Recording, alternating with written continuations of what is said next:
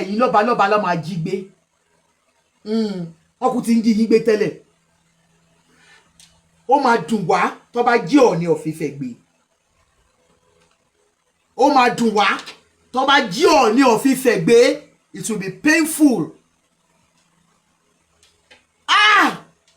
I pray we don't get to that. Oh, Jesus. Wọ́n ò ní jí Ọọ̀ni of Ifẹ̀ gbé. Ṣùgbọ́n kábíyèsí tó bá jí yín gbé, à sọ pé kò tán di yín ni. Àbí tó bá gbé kan nínú àwọn tẹ́kó sínú ilé. Àwọn 6 àbí 8 àbí 15 ló wà nínú ibẹ̀ yẹn tó bá jí wọn gbé. Ni o òtítọ́ pé mi ò ní pé àwọn ọba tó kù tó ń fagbó lọ́wọ́ o. Sorry, àwọn ọba tó ń wégbó pé mi ò ní sọ̀rọ̀ wọn o. Ṣùgbọ́n torí pé ẹ̀yin jẹ́ olórí ọba. That's why I'm calling on you, sir. Ẹ máa ṣe ìjọba ní kábíyèsí. Ó ti wà nínú ìtàn pé gbàtẹ́ ìjọba ni wọ́n jí àwọn ọmọ gbé lọ. Ló bá tán. Ó ti wà nínú ìtàn kábíyèsí pé gbàtẹ́ jẹ́ ọba Ògbómọ̀ṣọ́ ló jí ọmọ gbé. It's time for you to do something about it. That Madam Olúrẹ̀mí Tinubu, it's such a shame for you as a mother. You are indeed a failed mother to this nation. I saw.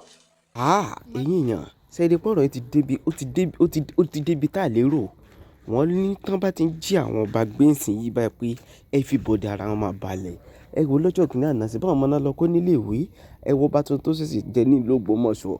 Wọn ò rí nǹkan kan ṣèṣì bọ́ nísìnyí báyìí wọ́n ní kí ni wọ́n láwọn ọba lókù táwọn Fúlàní máa bẹ̀rẹ̀ sí ní jí gbé.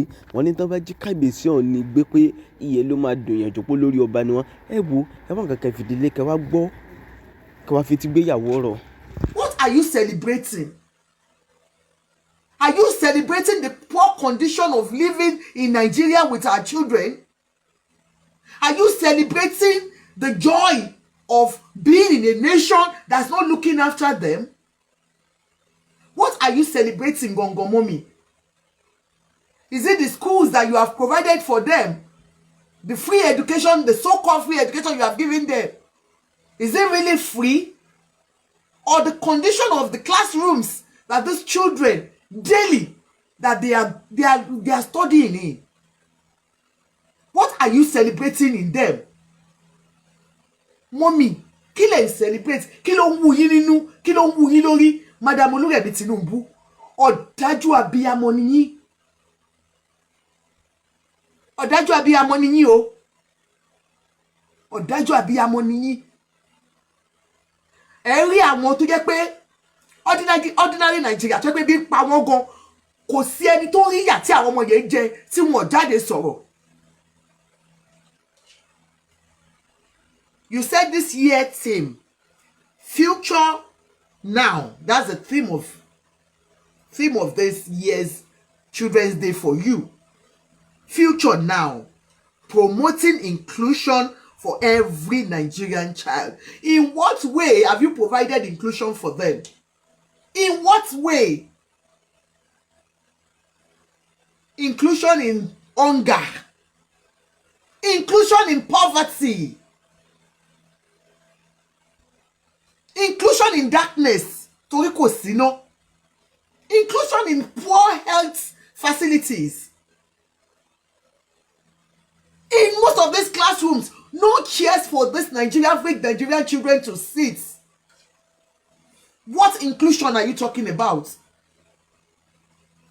These children have no future that they can look up to in Nigeria. And daily people are living, they are doing japa, and people are still blaming them for japaing. They will tell you, come back home.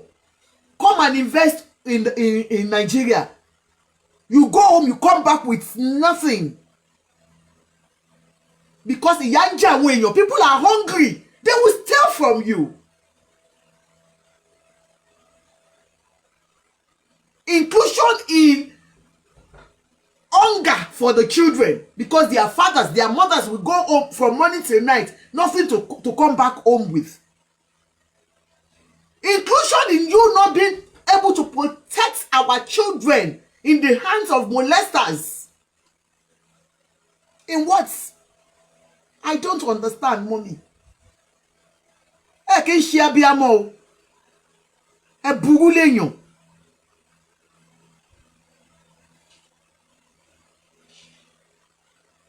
You said the theme of this year's Children's Day, Future Now, promoting inclusion for every Nigerian child, reminds us that the future we desire for our children must begin today. There, mommy, shame on you because you are not doing anything. Those children have been there for the past 15 days and nothing has been done to ensure that they are safe. We just heard your husband's cabinet coming out to say, don't worry, we are on it. Mommy, stand up now. If it means for you to call American government to come and help you, if you cannot tell your husband, if your husband cannot hear or see because he says he doesn't listen to social media. Our president said he doesn't listen to social media because they're always abusing him. Because of that, he doesn't listen to us. Even all these cries that we have been doing, our own president is not looking at it. He is not seeing it. But mommy, I am sure you have one way or the other, you watch all these things you see. You see all the clips that people are throwing out to speak on these children. So if your husband does not care about an average Nigerian, you as a mother, please tell your husband that these children are still in captivity. And if your husband and his cabinet cannot do anything now because they have failed us as usual, let them please remove shame out of you, remove sovereignty out of this, and seek for international help. These children are there. That woman, I saw the husband, the woman that is carrying a baby behind her. The woman only went to work, carrying her baby at her back. That is the level of poverty in Nigeria. And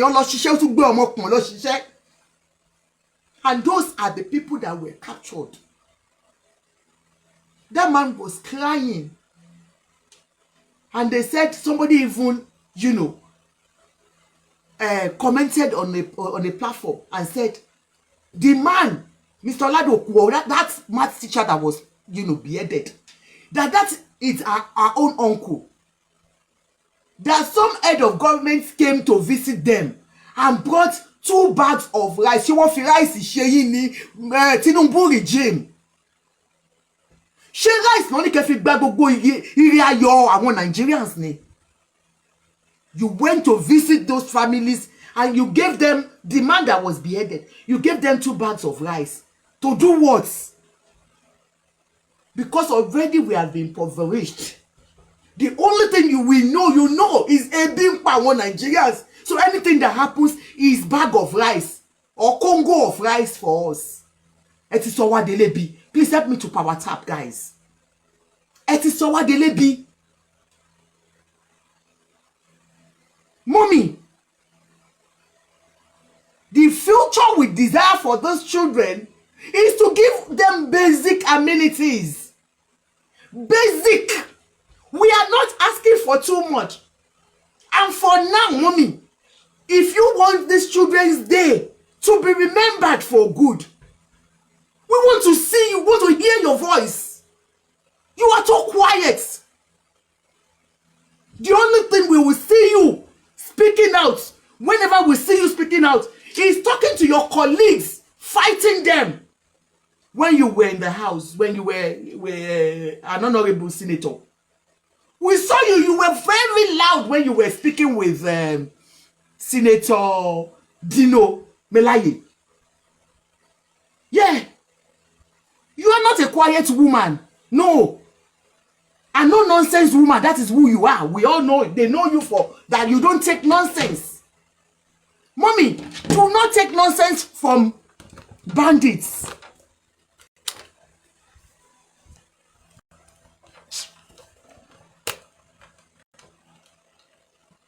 If your voice can be so loud like that, Madam Oluyemi Tinubu, when you were in the house fighting Melaye, why can't your voice be heard now? Ṣé bímọ rí ni? Bẹ́ẹ̀ tí ẹ bímọ rí ẹ ṣá gbọ́mọ tọ́. Kí ló dé? And no matter, because I don't even know you, maybe you have they have your children, and you know, on this platform, I'm not about children. You know, talking against any way of having your children. But please show it. Let's see. Jẹ́ ká rí tara ọmọ lára yín màmá wa. Ẹ ṣe bí abiyamọ rárá. Ẹ wá ń kọ òyìnbó, the inclusion of children in poverty. What we desire today is for you to please ask President Tinubu to seek for international help. Nothing must happen to those children and their teachers. Nigeria is bleeding and you people are still fighting over who becomes the president of Nigeria. Good evening, everyone. Please help me to power tap.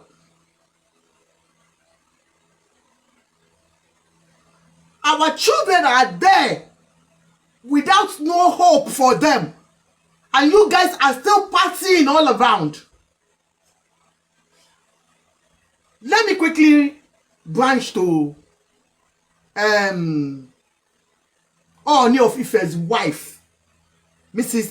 Olori Temitope. Mommy, thank you so much for Children's Day that you're always celebrating. Okay? We know that is your pet project, where you get your own money from. But yesterday's own was not necessary. You were dancing to what?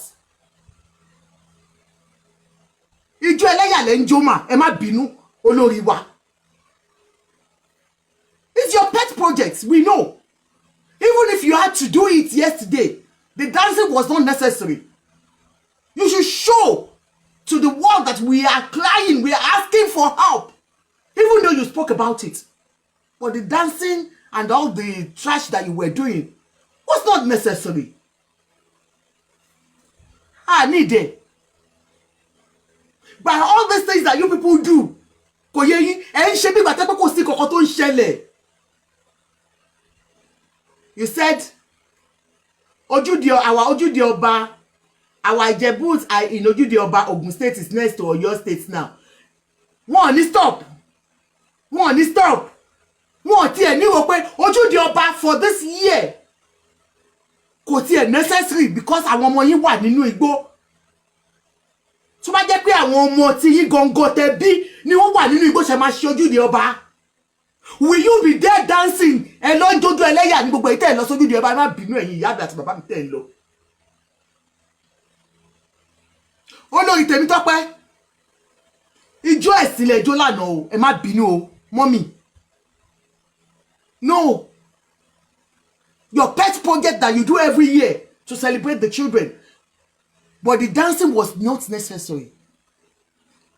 You should have gotten the children together just like you did. Gather them together, pray and weep to Nigerian governments.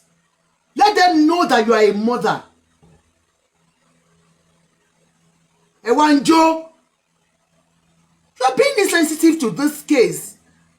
It's no joke. The bandits are on social media. They are watching. They are looking at you. They are looking at you. They are looking at you and saying, oh, these people, they don't even feel it.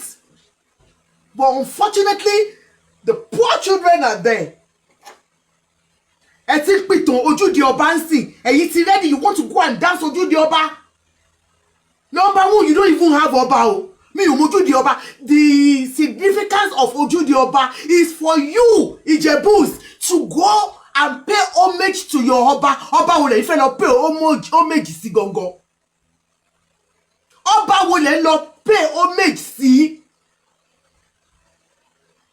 If I were the committee members, I will still come to you people and tell you that ṣe jẹ́ ká fi kíní ojúde ọba yìí sílẹ̀ for the sake of those children that their future is still shaky. A jẹ́ pé àníwò ní Nàìjíríà. When you come abroad, you tell us that àwọn ìlú òyìnbó because they value lives. Lives. Let me tell you, if a child get missing here, child killing, even animal, your dog or your cat, sure have you not seen? Here they will paste it everywhere. I'm looking for my cats. They will use everything to get that cat back. But our own children mean nothing to us. Lives mean nothing to us. Mommy, you are saying our children are not just the leaders tomorrow. They are active participants in shaping our present. How can they shape your present when you don't care? When we have seen that we cannot see you coming out to speak your own normal English or abnormal English like Mrs. Peace did. We can't see your face anywhere, mommy. But they pen things out. I want to believe Madam Oluremi Tinubu is not in good frame of mind. Maybe she's a bit down. Maybe wọ́n sick. Torí wọn lè máa gbọ́rọ̀ báyìí. Kọ́ má tají wọ́n ní abiyamọ ò lè gbọ́ ẹkún ọmọ ẹ̀ kó má tají wèrè or whatsoever. Bóyá mommy is sick. Mi ò rò pọ́n wà ní Nàìjíríà. You know a lot of things do happen that we don't know, that they keep away from people. You remember when the last one, Buhari's wife, was staying in Saudi Arabia for a long time, for Dubai for a very long time, and nobody knew that she was ill, that she wasn't feeling well, and she was living abroad.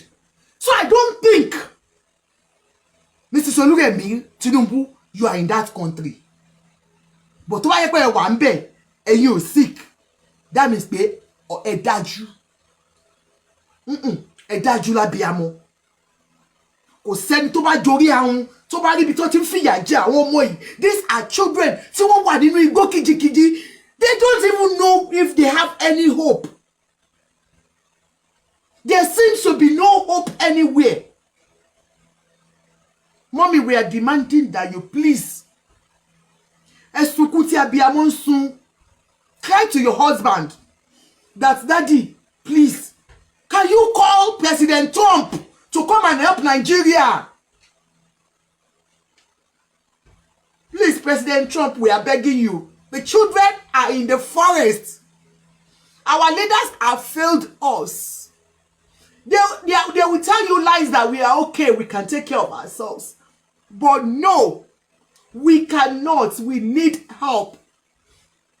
We need help. So many children are there now, sir. President Trump, please. We need you. Because we don't even know what is happening to those children now. Maybe they are alive or they are dead. We don't know. They showed some videos where the children, you could see their back. The children have been beaten up. Little children.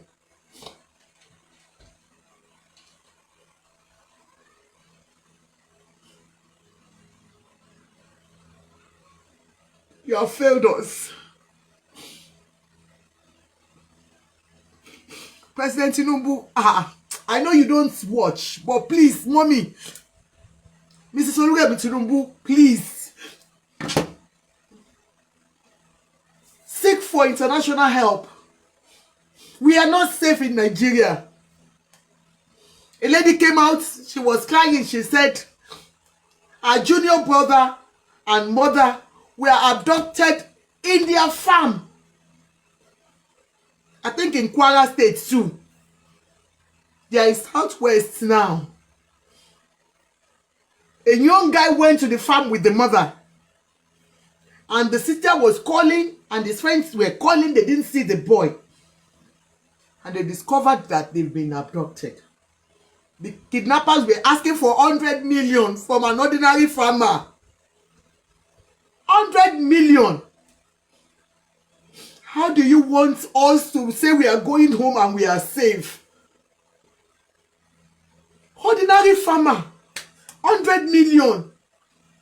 How will they get it? And most of the time, even if they pay, what you get me our people? Life means nothing to you people. You're rejoicing. We saw President Tinubu going to do praying. He went to do his prayer. Olokiru. You guys followed him. My governor went there like Mumu. Lagos State governor. Are you a Muslim? Governor Soro, ẹ kàn máa ṣe bí arìndìn. Ẹ má bínú sir. Mi kì í fẹ́ gbàgbàlagbà. What did you go there to do? Just follow. Kò sí nǹkan mi tẹ̀lé ṣe. Are you a Muslim? Must you go and follow him everywhere he goes? Ojú òtì yìí, Hamzat is even a Muslim. Hamzat can go and pray with the president. You gathered you stopped everybody from moving. Everywhere was just on standby because our president was in Nigeria. It was in Lagos State. Ṣojú òtì ẹ̀ kí n tì yín ni. Were your children and they were asking you questions. Anyway, that is dàgbà. Ọpọlọ wọn ò ṣiṣẹ́ púpọ̀ mọ́. Wọ́n á bí yín ní nǹkan míì ọ̀tọ̀ ní tá a máa sọ.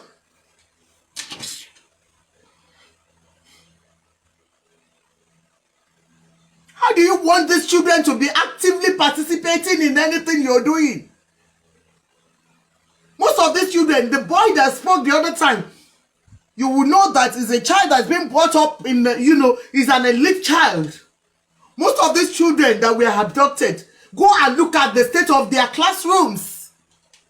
Classroom like ilé ẹran. Go and look at the state of their classrooms. Classrooms that these children will stand up to even learn. And they are there to learn ABC for their own future. That you cannot give them. Not to come. If you are not going to do anything for the sake of that class teacher, she won't tie sílẹ̀ on that day. Whatever they are asking you, please give them the money. They are used to it already. You have been giving them already. The ransom is what they are used to. You brought them in. Sheikh Gumi has said they are part of us, that we should learn to live with them. So go and pay them and release those children. Go and pay them, Daddy Tinubu. You have been paying all along. So don't come and give us that bullshit of no, we don't pay ransom. You have been paying. Just ensure that those children are safe. They are commoners' children. I'm sure if those children were one of your children, you will have done something better than this. Hey, ni jókòó ya kema sòyìnbó. Kí mọ́mì máa type orí burúkú síbí báyìí.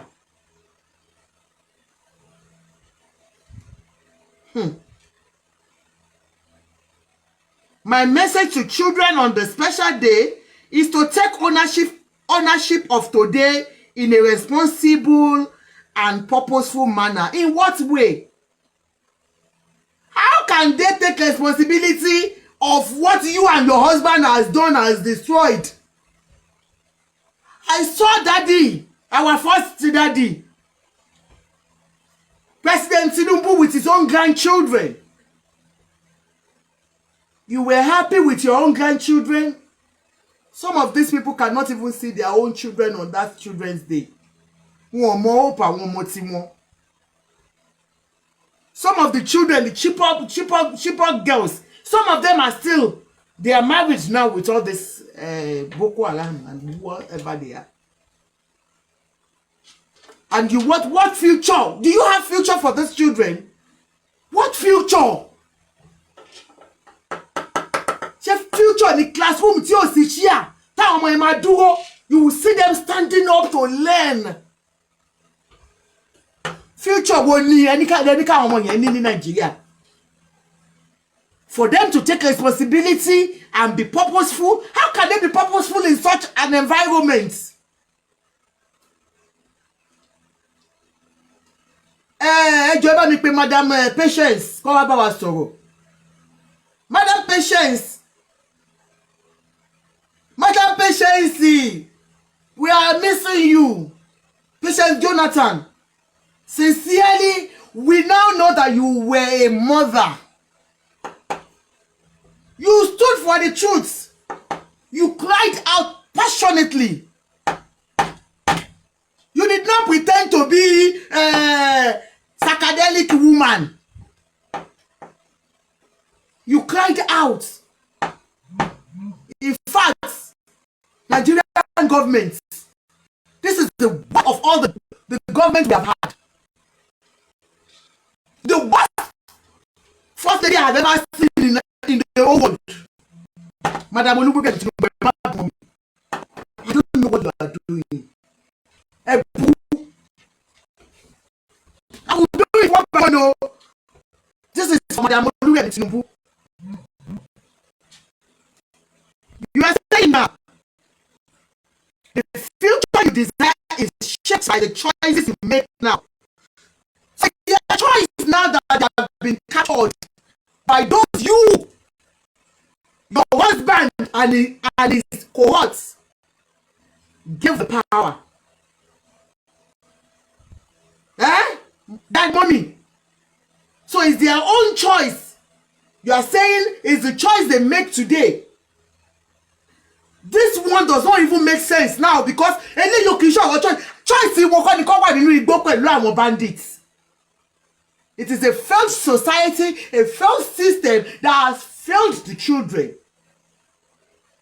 At a failed one. You have always failed the parents. Now you are failing the children.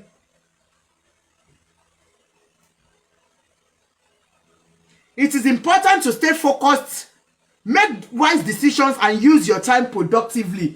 As how now? Mommy, as how now? How can they use their time productively in the farm, in the forest? In the forest, mommy, this Mayday statement is not useful for this. You should have changed the theme. This is the useless theme that you have used, mommy. I don't know who asked you to write this. Because our children have no purpose in life in that Nigeria for now. Especially for that yesterday's old. You should have changed these statements. It's not their choice to be in that forest. They cannot do anything purposeful in this where they are now. When a child is lost, any action or whatever you do to one child, every other children are affected.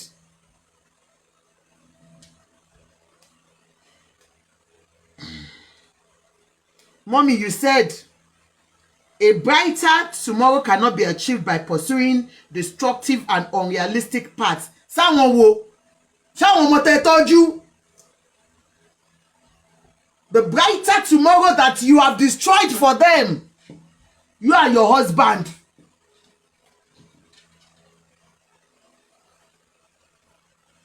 But by building your character, discipline, and a commitment to learning and growth, what commitment have you done? Yourself as a mother. Happy Children's Day to all wonderful children. Mommy, take it back. Mrs. Oluwo, take this, your message back. It doesn't make sense. It doesn't make sense. What we want to hear from you is that, look, don't worry. Nigerians, I know how painful it is. We shall do everything to ensure that those children are back. You didn't do that. You were just writing rubbish. Shema binu mommy. Pe mo ri agbalagba fi. What you have written doesn't make sense. We demand those children to be brought back safely with their parents and with their teachers. These teachers, even in this your Children's Day podcast that you did, you didn't even talk about that at all. About those children. Nothing. Because they mean nothing to you. They are commoners' children. Àwọn ọmọ aláìléèyàn. That's who they are. No empathy at all in any way. Mommy, for you, and that is why I said I don't believe you are in that country. I don't believe you are well. I think you are sick. And you know, you can't speak, because if you are alive and you are healthy, I'm sure you will have come out to talk. Thank you so much, Grandma. And please, everybody, can you please engage this live? I'm sure you will have come out to speak. That's why I don't believe you are hale and healthy. Mo nígbàgbọ́ pé ẹ wà ní dùbúlẹ̀ àìsàn ni. Torí tó wá pé gbádùn ni ó yẹ kẹ́ ti wá sọ̀rọ̀ síta kárí yín. So I really don't want to give you too much blame. But if you are well, Sherry, I'm going to look at what we are doing, and you are bringing Idi to this place.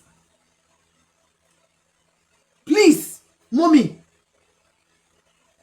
it's time for you to speak out. Ẹ má dàbí ọ̀dájú, ẹ ti dájú jù. Ẹ dájú.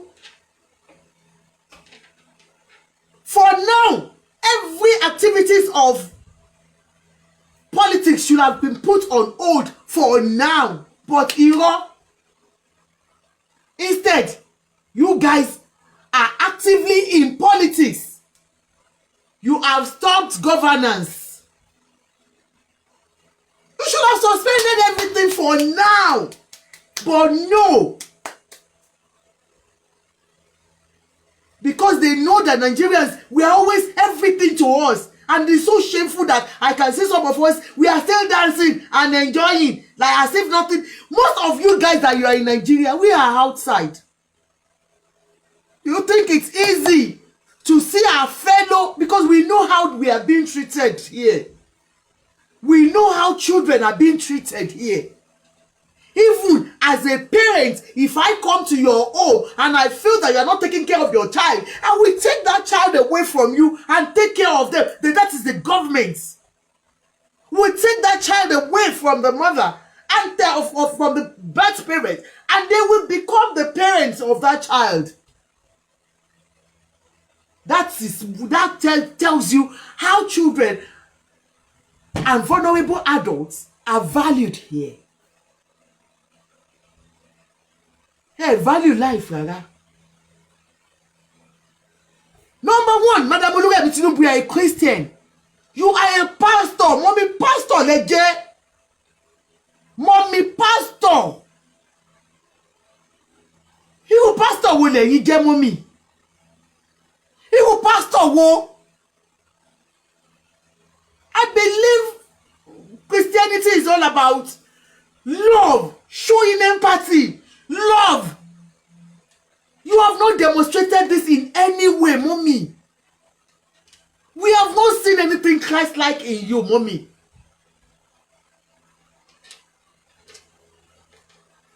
Afike ma lọ jà ní house.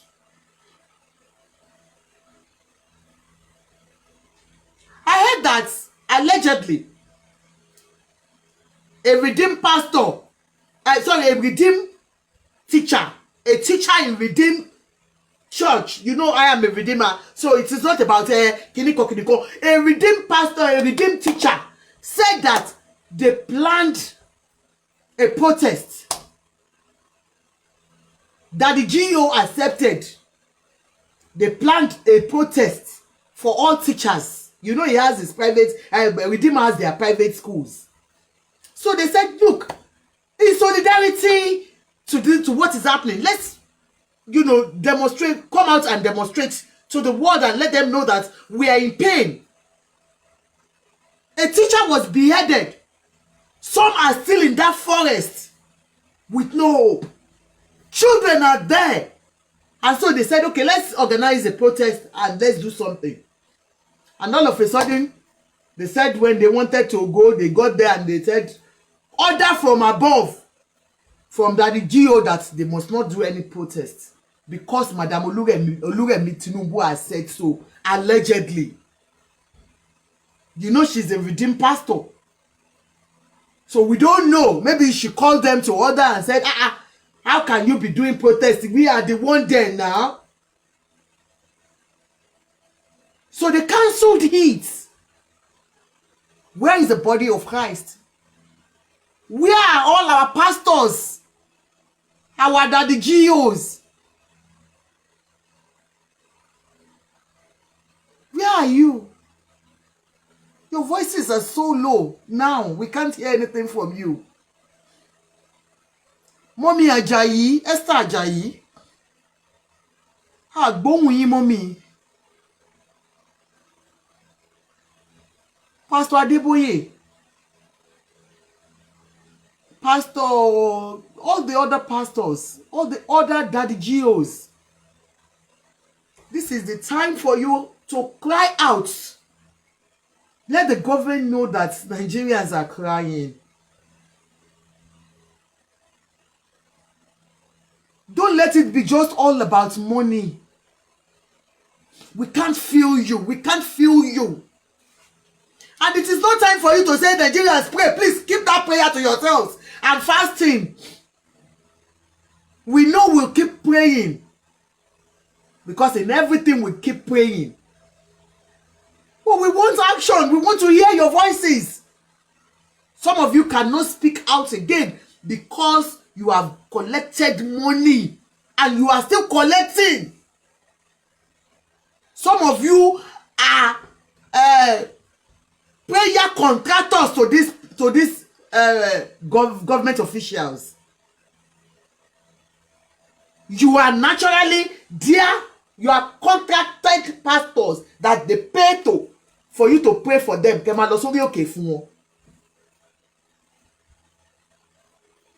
Where are you, Nigerian pastors?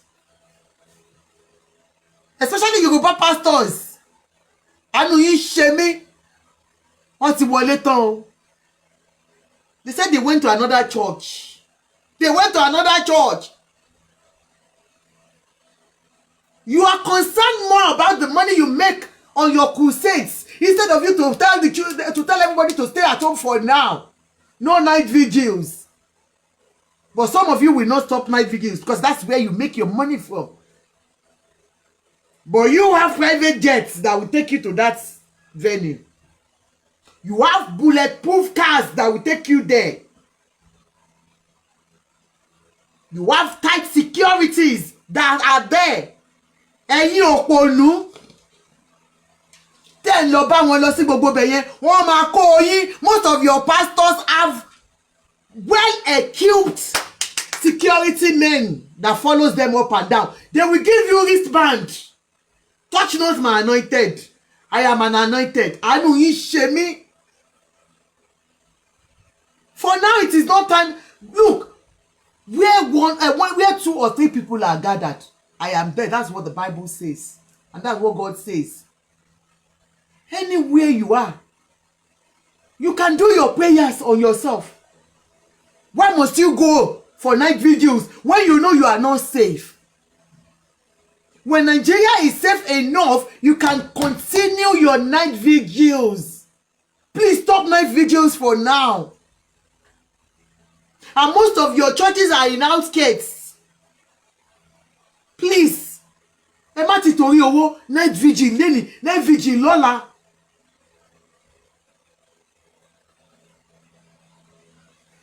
Are we going to say the children should stop going to school?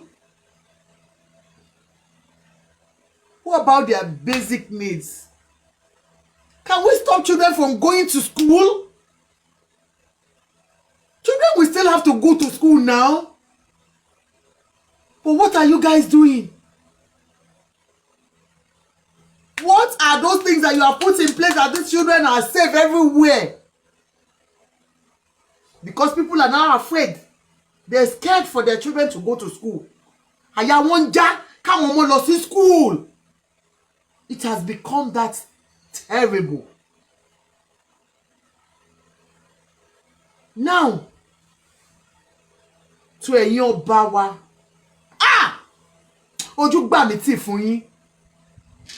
Kábíyèsí o, ọba Ṣọ̀ún Ògbómọ̀ṣọ́, bàbá mi ò kí ń rí àgbàlagbà fín. Mi ò kí ń sọ̀rọ̀ àwọn ọba bad. Ẹ lọ bèrè dáadáa, they will tell you, tó máa ń bú ọba, ó máa ń dùn mí, ó máa ń ta mí lára torí ilé ọba ni mo ti wá. And apart from that, Ọlọ́run ní ká fi iyì fún ẹni tí iyì tọ́. Bàbá mi Ògbómọ̀ṣọ́, kábíyèsí, number one, you were a pastor before you became the king. Kábíyèsí Ṣọ̀ún Ògbómọ̀ṣọ́, àti ìrìn yín ta. Information gathered is that you are out of the country for a good thing. Ọmọ yín ṣe graduation. Congratulations, sir. But sir, can't that wait? I mean, can't your wife go and represent you there? Moreover, after the graduation, why have you not come back, sir? Kí lẹ̀ ń jókòó ṣe? Àbá yín jóná lọ́wọ́, sir. Ẹ̀yin wà nílùú òyìnbó. Kò wá tán di wa. When they say you people that you go and carry abroadians to become your obas. Ọba ìlú òyìnbó ni wọ́n kì í ṣọba Nàìjíríà.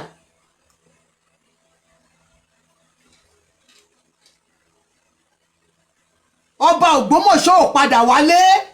Ṣọ̀ún ẹ padà lọ sílé. Ilé yín jóná, ẹ̀yin wà níta. Ṣọ̀ún Ògbómọ̀ṣọ́, ẹ̀yin ọmọ Ògbómọ̀ṣọ́ ẹ sọ fún kábíyèsí yín wípé wọ́n ti disappoint our lovers wọn. I love him so much because mo believe pé pastor redeem ni wọ́n. Mo dẹ̀ believe pé wọ́n kàwé. Mo dẹ̀ believe pé wọ́n á ṣe dáadáa.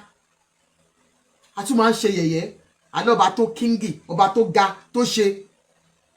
Kábíyèsí gíga kọ́ ló ń wá ní palace o. Ẹni tó lè tọ́jú ìlú ni. Very, very shameful that you are nowhere to be found. Ògbómọ̀ṣọ́ ló ti ṣẹlẹ̀ kó ń ṣe ta. Ògbómọ̀ṣọ́ tó yẹ kójú máa tì yín. Ẹ máa ṣe ìjọba ni. Ẹ máa ṣe ìjọba ni. Kábíyèsí ó ti wà nínú ìtàn pé gbàtẹ́ ìjọba ni wọ́n jí àwọn ọmọ gbé lọ. Ló bá tán. Ó ti wà nínú ìtàn kábíyèsí pé gbàtẹ́ jẹ́ ọba Ògbómọ̀ṣọ́ ló jí ọmọ gbé. It's time for you to do something about it, daddy. Ẹ jọ̀ọ́. I was still saying it last week that all the obas southwest kẹ́dìdé olórí ọba Ọọ̀ni of Ifẹ̀ mo sọ lẹ́ẹ̀kan ìyàwó yín jójó lánàá ijó ẹ̀sìn lẹ́jọ́ mọ́mì wa Tèmítọ́pẹ́ mo sọ fún yín kò dá ijó òṣì lẹ́jọ́ nítorí owó tẹ́yìn náà máa gbà ní ẹ mọ̀ pé pet project yín ni Children's Day. You could have given the children whatever they needed. Just give out things and, let them see it in you that you really felt for those children. Ẹ wá ń jó ẹlẹ́yà. Kábíyèsí Ọọ̀ni Ifẹ̀, ẹ jọ̀ọ́ sà, ẹ bá mi sọ fún ìyàwó yín pé jó ẹlẹ́sìn náà jó lánàá yìí. Moreover, please sir, mo ti pé ẹ ti sọ̀rọ̀ síta, ẹ ti sọ̀rọ̀ sókè, but you still need to call all your obas together. Tó bá yá ẹ̀yin lọ́balọ́ba ló máa jí gbé. Wọ́n kú ti ń jí yín gbé tẹ́lẹ̀. Ó máa dùn wá tó bá jí Ọọ̀ni of Ifẹ̀ gbé. Ó máa dùn wá tó bá jí Ọọ̀ni of Ifẹ̀ gbé. It will be painful. I pray we don't get to that. I pray this will never happen. It is not going to be our portion in the mighty name of bí ìsọkúsọ ni. Bẹ́ẹ̀ ni òtítọ́ ọ̀rọ̀ bí ìsọkúsọ ní kábíyèsí. It is time for you to stand up now, daddy. Bẹ́ẹ̀ni, daddy, you know I love you, kábíyèsí. Kẹ wá nǹkan ṣe. Àti bímọ, àti bí ìbejì, à ń bí bẹ́ta, ìkẹrin bẹ́ta kan ń bọ̀, bí ìbejì kan ló tún ń bọ̀. Ṣèbí Elizabeth, ẹ jọ̀ọ́, wọ́n á bímọ láyọ̀. Ṣùgbọ́n ilẹ̀ Yorùbá ń jóná lọ́wọ́. These people have entered into us. Ṣebí Gumi has said we have to live with them. Ẹ̀yin lẹ wá nígbà gẹ́gẹ́ bí ọba Yorùbá. You need to do something.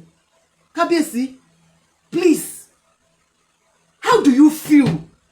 Kábíyèsí, how do you feel watching? And I know abiyamọ lẹ́yìn náà. I know you as abiyamọ, Kábíyèsí wa. Ní Ọ̀fífẹ́. Torí ẹ jẹ́ ọba ládéládé ni o. Kò pé mi ò ní pé àwọn ọba tó kù tó ń fagbó lọ́wọ́ o. Sorry, àwọn ọba tó ń wégbó. Kò pé mi ò ní sọ̀rọ̀ wọn o. Ṣùgbọ́n torí pé ẹ̀yin jẹ́ olórí ọba. That's why I'm calling on you, sir. Kẹ́ pé àwọn tó kù. Kẹ́ pé wọ́n. Ó ti ń délẹ̀ o. Kó tó di pé wọ́n gbé àwa tó jẹ́ àwa tá tóbi jù nínú àwọn ọba. Ó tó di pé wọ́n gbé wa o. Truth be told o, Popsi, you know I love you. Ẹ pè wọ́n dọ̀. Ẹ pè Olúbàdàn. Ó ti súnmọ́ tó. They are coming o. Lagos o. I know my own Kábíyèsí. Wọ́n lè ṣe nǹkan kan mọ́. Ó ti rẹ̀ wọ́n.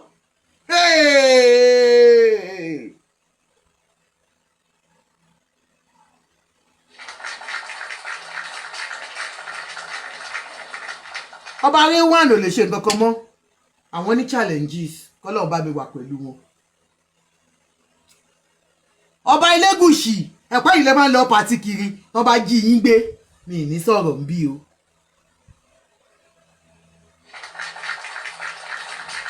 Gbogbo ẹ̀yin Kábíyèsí lọ́ba ládéládé tó kù. Ẹ̀yin party king, party goers. Ẹ̀yin ọba tẹ́ ń lọ pàtí kiri. Wọ́n máa tó jí yín gbé. Àwọn ìyàwó yín wọ́n máa tó jí wọn gbé. Ẹ̀yin ni kẹ́ dìde sìn. Kẹ́ ṣe nǹkan sí. We need your voices. Nigeria is actually bleeding. Nigeria is actually bleeding. Kí ló dé tó máa fi ń jẹ oyè àwòdì tẹ́ lè gbádìyẹ?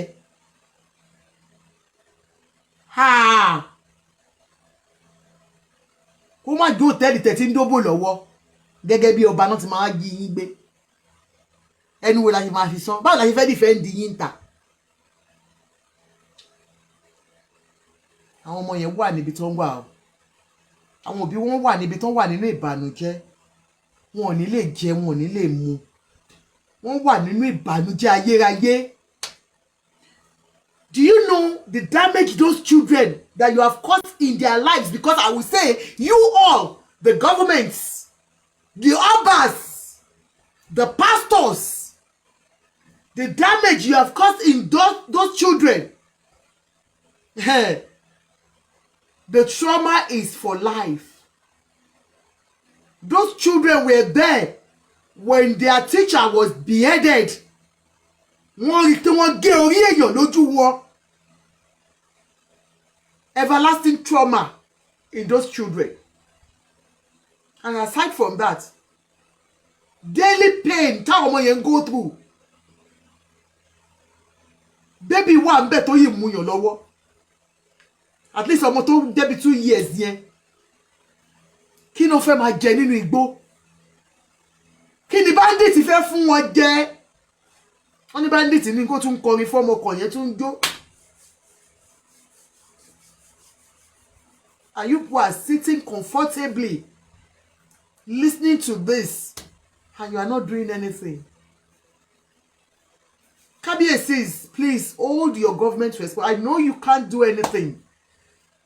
Wọ́n ti gbàṣẹ lọ́wọ́ yín. Ẹ kàn máa ń lọ pátí kiri ni wọ́n ti gbàṣẹ lọ́wọ́ yín. Ṣùgbọ́n ẹ jọ̀ọ́, for some of you that are close to power, we know you very well.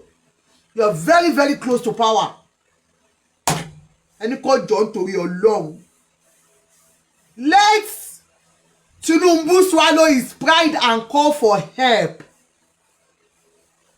Let Tinubu swallow his pride and call for help. Nothing must happen to those children. Nothing must happen to those children.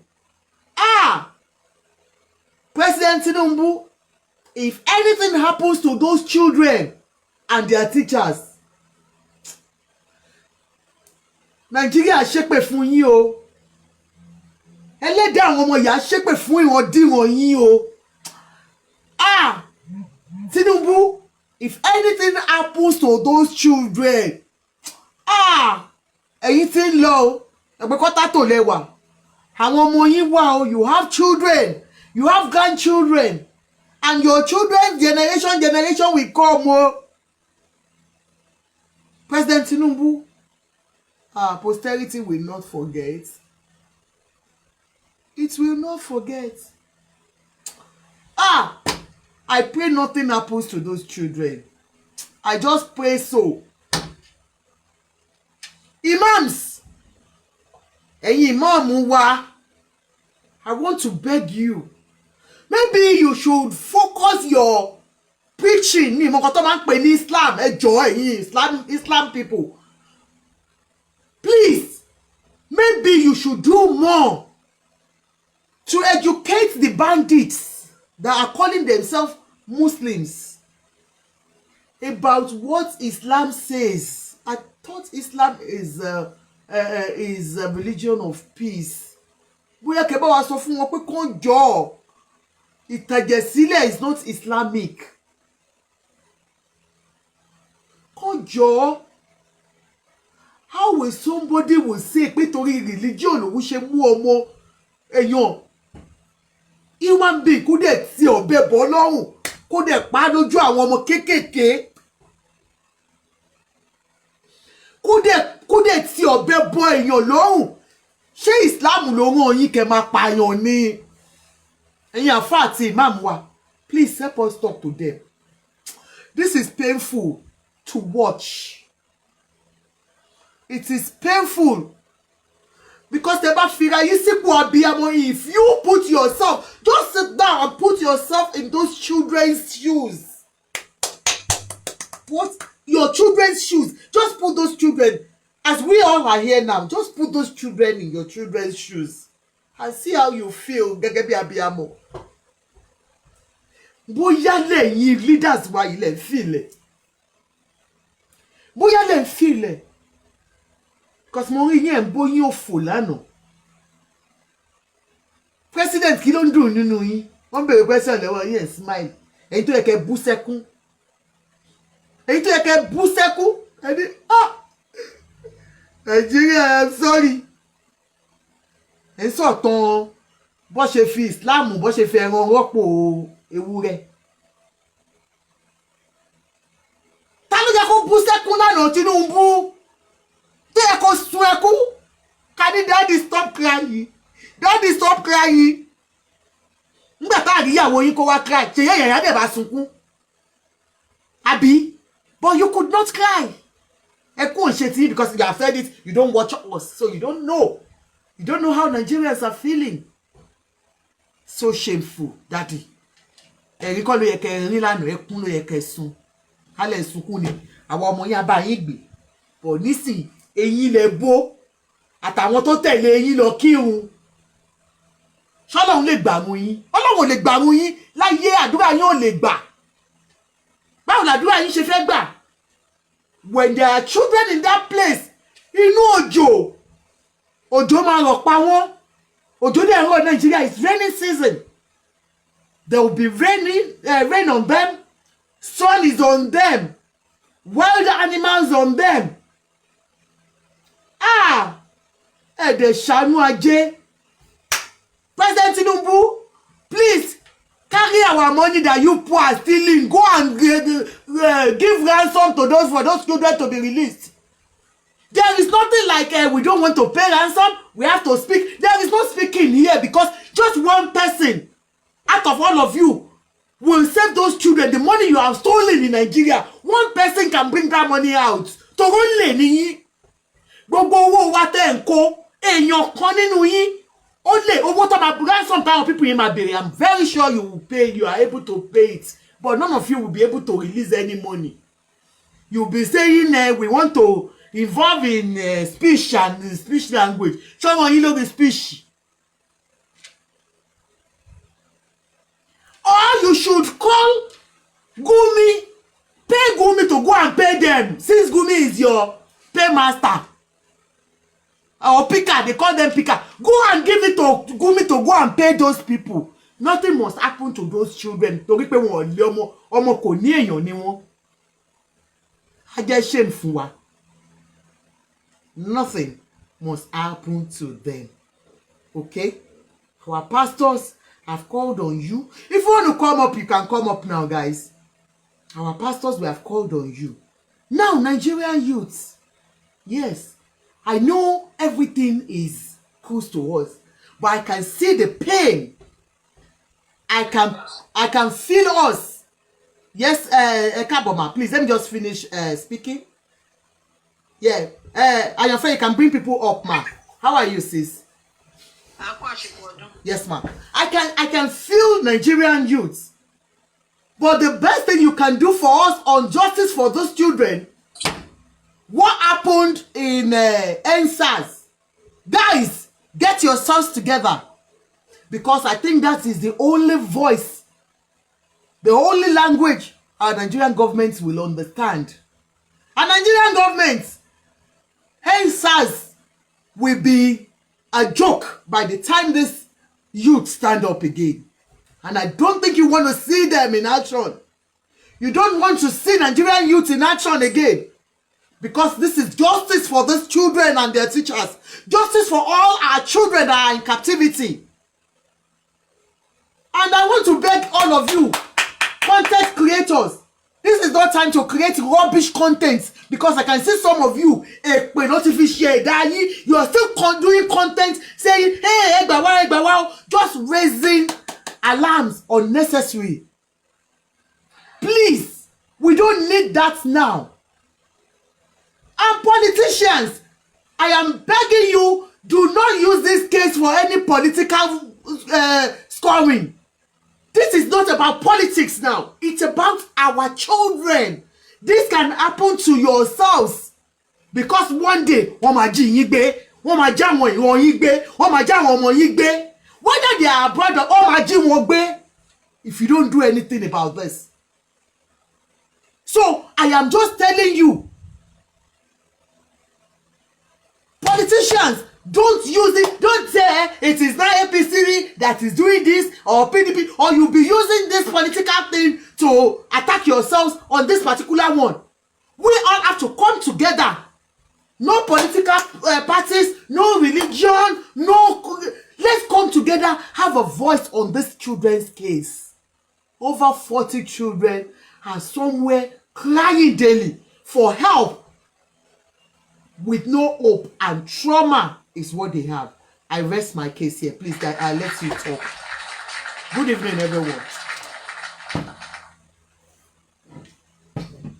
Good evening, ma. Oreofe. Good evening. Yes, ma. Ẹ káalẹ́, ma.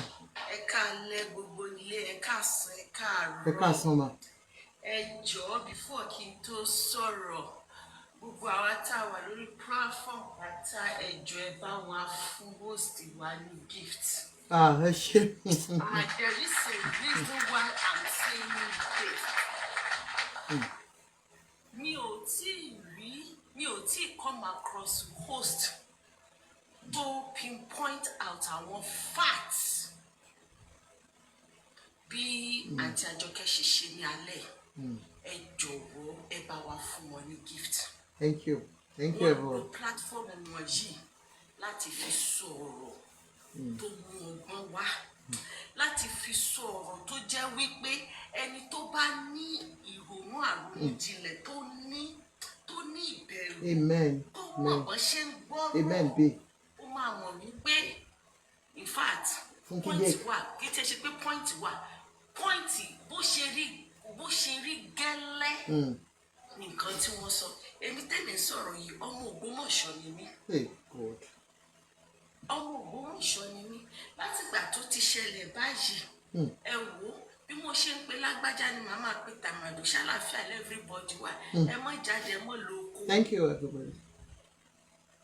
Agboolé mi dẹ̀ ni a ní oko sí àwọn ìgbèríko yẹn ẹni tó bá mọ Ògbómọ̀ṣọ́ kò sí agboolé l'Ògbómọ̀ṣọ́ tí wọ́n ní oko ní ìgbèríko dẹ̀ ní oko wá wà a dẹ̀ ní àwọn baálẹ̀ síbẹ̀ a ní àwọn ìjòyè a dẹ̀ tún wá ní ọba bó tilẹ̀ jẹ́ wípé kíní Ògbómọ̀ṣọ́ nìkan ló ṣẹlẹ̀ sí ṣùgbọ́n kì í ṣàwọn Ògbómọ̀ṣọ́ nìkan lára ń ta báyìí gbogbo Yorùbá tó bá ti ń sọ Yorùbá lẹ́nu ìlara ń ta ara wọn tí ò kì í ṣọmọ Ògbómọ̀ṣọ́ tí wọ́n fẹ́ ẹni tó wá láti Ògbómọ̀ṣọ́ a ní àwọn tó jẹ́ pé wọ́n lọ skul l'Ògbómọ̀ṣọ́ bó tí wọn ò kì í ṣọmọ Ògbómọ̀ṣọ́ so awọnú ara wa ni so káwọn èèyàn túbọ̀ dìde kí wọ́n jọ̀wọ́ kí wọ́n sọ̀rọ̀ gbogbo àwọn lọ́balọ́ba wọ́n bò Ògbómọ̀ṣọ́ tẹ̀ sọ pé ó travel yìí ṣé àtijọ́ tán ti lọ ṣé lójúmọ́ ni wọ́n ń ṣe graduation ebójọ́ kan péré la máa ṣe graduation lóníkálùkù máa padà lọlé káàtì ẹ̀ ní pé òkè bóyá wọ́n fẹ́ rest wọ́n fẹ́ ṣe kí ṣe bódìdí ọba ni wọ́n kí ló wà bẹ́ẹ̀ tí wọ́n lè rìbúkù tíkẹ́ẹ̀tì wọn àbí kán change ẹ̀ kí wọ́n gbalé wá kí wọ́n wá ṣe kínní àbí èmi ò tiẹ̀ tí ì rí ọ̀rọ̀ mi ò tí ì gbọ́ ọ̀rọ̀ mi ò wá lè sọ bóyá wọ́n ti wá sọ̀rọ̀ lẹ́nìí lánàá àbí jẹ̀ta o mi ò tí ì rí kí ọba wa jáde síta kó sọ anything àwọn tán wà nílé tán wà nínú ìlú àwọn ni ẹ mọ́ jáde lálẹ́ dáago méje bá ti lù báyìí gbogbo ẹ ti ń dá Ògbómọ̀ṣọ́ tó jẹ́ pé ṣe ló máa